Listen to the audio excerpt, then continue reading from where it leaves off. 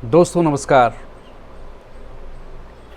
यूं तो देश के पहले मुख्य चुनाव आयुक्त सुकुमार सेन थे, लेकिन देश में चुनाव आयोग को पहचान और बतौर मुख्य चुनाव आयुक्त जो पहचान टीएन शेषन ने दिलाई, वो किसी और के हिस्से में नसीब नहीं हुआ।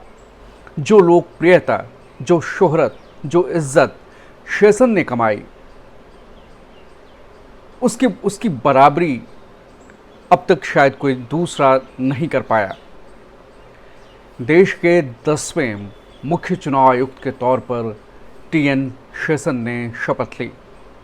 1990 और 1996 तक बतौर सीईसी मुख्य चुनाव आयुक्त उन्होंने कार्य किया और कई ऐसे क्रांतिकारी कार्य किए जिससे न सिर्फ उन्हें राजनेताओं के बीच एक अलग पहचान मिली, बल्कि सबसे बड़ी बात तो ये कि चुनाव आयोग की साख जनता की नज़रों में बतौर संवैधानिक संस्था और बतौर चुनाव आयुक्त शेषन की साख इस कदर बनी, ये भरोसा इतना मजबूत हुआ मानो शेषन निष्पक्ष पारदर्शी चुनाव की गारंटी बन चुके हों।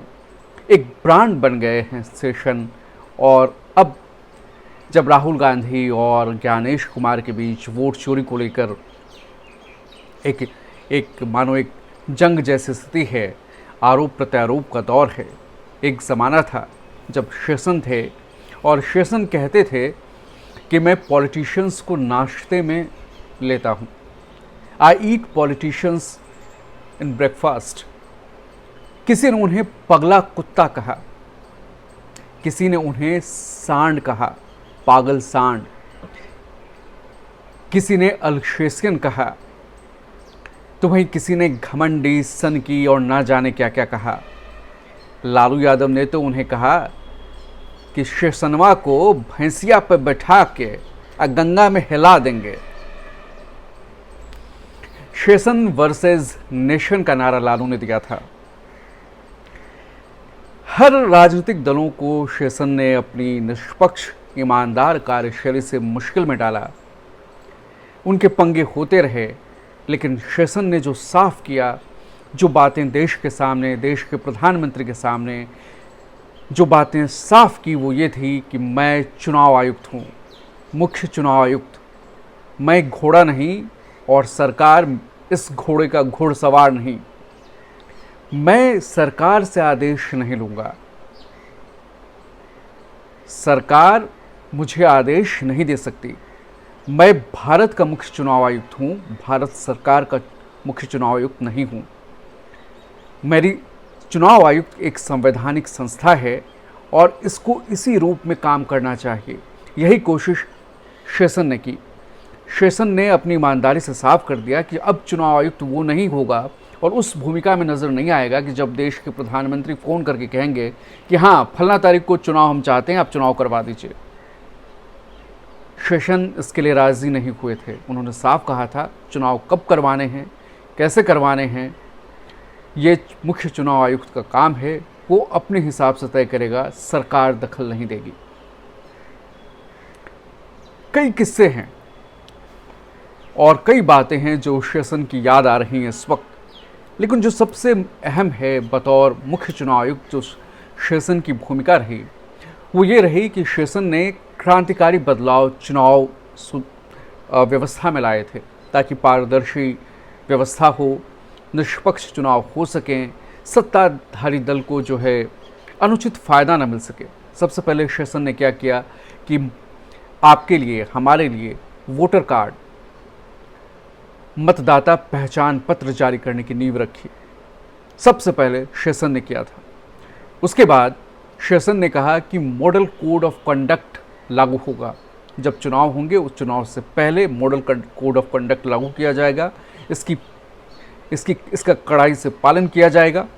उसके बाद शेषन ने ये कहा कि जो चुनाव अवधि के दौरान सरकारी कर्मचारी तैनात होंगे चुनाव प्रक्रिया में, उस पर कार्रवाई करने का अधिकार चुनाव आयोग का होगा। चुनाव आयोग उसे ट्रांसफ़र कर सकता है, उसे सस्पेंड कर सकता है, उसके खिलाफ अगर शिकायतें पाई गई तो नेगेटिव रिपोर्ट बना के केंद्र को राज्य को भेजेगा और केंद्र और राज्य को उस पर कार्रवाई करनी होगी। शेषन ने कहा कि चुनाव के दौरान मतदाताओं को डराया धमकाया ना जा सके, बोगस वोटिंग को रोका जा सके, इसके लिए कठोर कदम उठाते हुए ये सुनिश्चित किया कि केंद्रीय बलों की तैनाती हो सके ताकि राज्य की सत्ताधारी सरकार या सत्ता पक्ष में जो बैठे लोग हैं, जो दल हैं, वो सरकारी मशीनरी का दुरुपयोग न कर पाएं। शेषन के ही वजह से ये मुमकिन हो पाया कि केंद्रीय बल चुनाव में तैनात हो सके और ऐसी जगहों पर तैनाती उनकी हुई जिनकी वजह से जो पहले बोगस वोटिंग होते थे, मतपत्रों को लूटा जाता था, डंके की चोट पर चुनाव में चोरी की जाती थी, वोटर लिस्ट में गड़बड़ी की जाती थी, उसे रोका गया।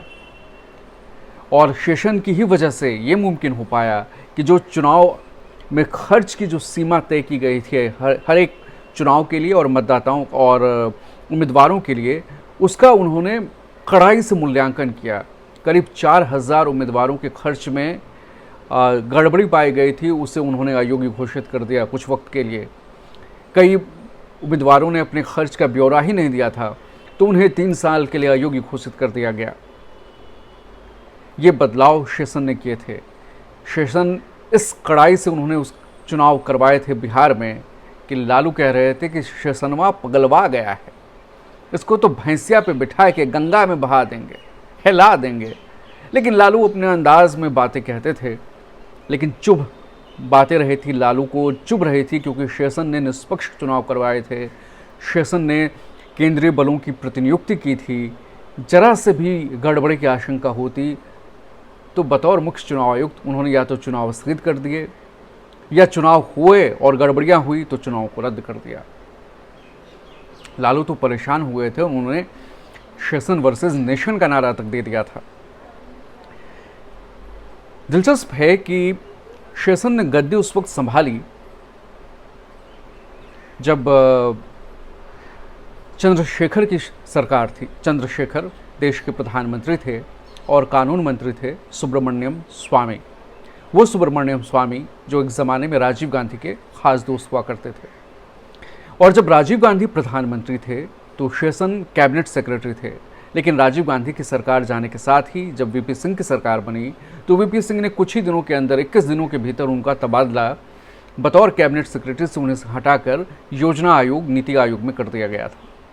उसके बाद मुख्य चुनाव आयुक्त बनने का उन्हें ऑफर मिला सुब्रमण्यम स्वामी के जरिए चंद्रशेखर की सरकार में, और इसे एक्सेप्ट करने से पहले उन्होंने काफ़ी सोच विचार किया और सोच विचार के बाद इस ऑफर को उन्होंने स्वीकार किया और 6 सालों तक इस पर काम किया और कई क्रांतिकारी निर्णय इस दौरान उन्होंने लिए जिन्होंने चुनाव आयोग की साख को बुलंद किया। आपको बताऊं कि पहले होता था कि मुख्य चुनाव आयुक्त को, जैसा मैंने अभी कहा, कि चुनाव आयुक्त को प्रधानमंत्री निर्देश देते थे। उसके बाद ये होता था कि कानून मंत्री भी चुनाव आयुक्त को धौंस देते थे, मानो वो सरकारी विभाग हो। शेषन ने ही इंश्योर किया था कि कानून मंत्री मालिक नहीं है चुनाव आयोग का और चुनाव आयोग भारत सरकार का हिस्सा नहीं है। चुनाव आयोग संवैधानिक संस्था है और वो अपने अधिकारों का स्वविवेक का प्रयोग करते हुए निष्पक्ष तरीके से अपनी जिम्मेदारी निभाए। ये इंश्योर किया टीएन शेषन ने। शेषन ने एक बार 1993 की बात है, 2 अगस्त 1993 को उन्होंने देश में सारे चुनाव स्थगित कर दिए। उन्होंने कहा कि केंद्र सरकार माने चुनाव आयोग की जो संवैधानिक उसके अधिकार है इसको माने तभी वो देश में चुनाव कराएंगे। 17 पेज का एक आदेश जारी करते उन्होंने देश में होने वाले तमाम चुनावों को स्थगित कर दिया। और इसकी वजह से 1993 में जो ये कदम शेषन ने उठाया था, इसकी वजह रानीपेट का एक चुनाव था जिसमें उन्होंने केंद्रीय बलों की प्रतिनियुक्ति की मांग की थी, उन्हें भेजने की मांग की थी। तब सरकार ने ये कहते हुए इनकार कर दिया था कि इसका आपको अधिकार नहीं है, क्योंकि आरोप थे कि जयललिता कांग्रेस को समर्थकों को क्षेत्र में जाने से रोक रही हैं और उन्हें नहीं दादागिरी कर रही हैं। बेसिकली ये आरोप लगाए गए थे, विपक्ष को परेशान करने का आरोप लगाए थे। और शेषन ने निष्पक्ष चुनाव करने के उद्देश्य से ये कहा कि केंद्रीय बलों की तैनाती हो, लेकिन सरकार ने उन्हें ये कह दिया कि चुनाव आयोग को ये करने का अधिकार नहीं। तो उसके बाद क्या हुआ, उन्होंने चुनाव ही स्थगित कर दिए। खामियाजा ये भुगता प्रणब मुखर्जी ने। वो पश्चिम बंगाल से राज्यसभा उन्हें सांसद चुना जाना था, वो उन्होंने चुनाव ही नहीं करवाए, लिहाजा प्रणब मुखर्जी को अपने पद से इस्तीफा देना पड़ा था। ज्योति बसु ने इस वजह से उन्हें पागल कुत्ता तक करार दे दिया था। शेषन को अल्सेशन कहे जाने की तो कई मिसालें हैं, लेकिन 90 से 93 के बीच शेषन इस कदर उनके नाम की तूती बोल रही थी कि सरकार ने, कांग्रेस की सरकार ने उन पर अंकुश लगाने के लिए 2 अन्य चुनाव आयुक्तों की नियुक्ति की, जिसमें MS गिल भी शामिल थे और GVG कृष्णमूर्ति थे। तो उस वक्त शेषन अपनी आत्मकथा में लिखते हैं, थ्रू द ब्रोकन ग्लास, ये शेषन की आत्मकथा का नाम है, थ्रू द ब्रोकन ग्लास। इसमें शेषन लिखते हैं कि उस वक्त मैं इतना बिजी हुआ करता था, इतना बिजी था कि सुबह बस 10 मिनट मुझे काम में वक्त लगता था, शाम में 5 मिनट का या 3 मिनट से 5 मिनट का वक्त अपने काम में मिलता था। इस बीच दफ्तर में पूरा वक्त मैं पजल सॉल्व करते हुए गुजारता था। ये शेषन ने अपनी आत्मकथा में लिखी है, ये बातें लिखी हैं और कहा है कि मेरे कार्यभार को कम करने के लिए सरकार ने चुनाव आयुक्तों की 2 नियुक्ति की है, जिसे लेकर उनके शुरुआत में उनके मतभेद रहे, खटपट की खबरें सामने आई। शेषन जब विदेश गए तो 2 जो अन्य चुनाव आयुक्त थे, MS गिल और कृष्णमूर्ति, उन्हें अपना चार्ज देने के बजाय डिप्टी जो चुनाव आयुक्त थे उन्होंने अपना चार्ज दिया था, जिसे लेकर विवाद हुआ था और बाद में सुप्रीम कोर्ट ने कहा कि शेषन की गैर मौजूदगी में MS गिल मुख्य चुनाव आयुक्त का कार्यभार संभालेंगे। तो शेषन की जो ये बातें हैं ये बड़ी निराली हैं। उन्होंने जो चुनाव आयोग को आवाज़ दी, जो हक दिया, जो मजबूती दी, जिस अधिकारों की बात संविधान में दर्ज हैं उस पर अमल करने की ताकत दी, रीढ़ की हड्डी दी, उससे पहले ऐसा हुआ भी नहीं था। और जितनी गड़बड़ियां थी उस गड़बड़ियों पर अंकुश लगाने की ये उनकी बेहद पुरजोर तरीके से कोशिश थी। हालांकि जब वो चुनाव आयुक्त के पद से रिटायर हुए, उसके बाद वो सार्वजनिक जीवन में आए, चुनाव लड़ा, KR नारायणन के खिलाफ राष्ट्रपति पद का चुनाव लड़ा, हार गए। फिर लालकृष्ण आडवाणी के खिलाफ गांधीनगर से कांग्रेस के टिकट पर लोकसभा का चुनाव लड़ा, वो भी हार गए। और उसके बाद धीरे धीरे वो सार्वजनिक जीवन से दूर होते गए। लेकिन आज भी शेषन की पहचान है एक ईमानदार, निष्पक्ष, कट्टर ईमानदार की। और उनकी ईमानदारी के किस्से तो ऐसे थे कि इंदिरा जी को भी बतौर युवा अधिकारी उन्हें जानती थी। राजीव गांधी ने अपनी सुरक्षा, जब उन पर राजघाट में गोली चली थी, तो सुरक्षा के लिए शेषन को जिम्मेदारी सौंपी थी कि आप तय करो कि प्रधानमंत्री की सुरक्षा कैसी होनी चाहिए, क्या क्या कमियां रह गई, और उसको इम्प्लीमेंट करने के लिए शेषन को ही जिम्मेदारी दी। शेषन उस वक्त वन और पर्यावरण विभाग के सचिव हुआ करते थे। बाद में राजीव गांधी की सुरक्षा की पूरी जिम्मेदारी उनके पास थी। बाद में SPG एक्ट जब बनाया गया और विश्वनाथ प्रताप सिंह की सरकार आई, तो सरकार ने पूछा बतौर कैबिनेट सेक्रेटरी कि राजीव गांधी को भूतपूर्व प्रधानमंत्री के तौर पे कैसे सुरक्षा मिलनी चाहिए, तो शेषन ने कहा था कि उन्हें वैसी ही सुरक्षा मिलनी चाहिए जैसे बतौर प्रधानमंत्री राजीव गांधी के पास थी, क्योंकि उनको खतरा था। और शेषन को जो भी जिम्मेदारियां मिली वो उनकी ईमानदारी, उनकी काबिलियत और काम को तय समय में पूरा करने की अटूट निष्ठा की वजह से मिली। एक बार फिर आज की तारीख में चुनाव आयोग सुर्खियों में है। राजीव कुमार के बाद जो 26वें चुनाव आयुक्त हैं ज्ञानेश कुमार, वो चर्चा में हैं। और इस बार राहुल गांधी आवाज़ उठा रहे हैं वोट चोरी का, वोटर लिस्ट में गड़बड़ी का और चुनाव आयुक्त के बीजेपी के साथ मिलकर गड़बड़ी और या वोट चोरी करने का। तो ऐसे में याद आ रहे हैं शेषन, जिनकी छवि आम जनता के बीच, जिनकी साख उनके जाने के इतने वर्षों बाद भी कायम है। उनकी कार्यप्रणाली की मिसाल लोग आज भी देते हैं। और नेता, कोई भी नेता हो, मानता है कि ईमानदार हो तो शेषन जैसा, जिसकी कार्यप्रणाली पर, निष्पक्षता पर कभी उंगली नहीं उठाई।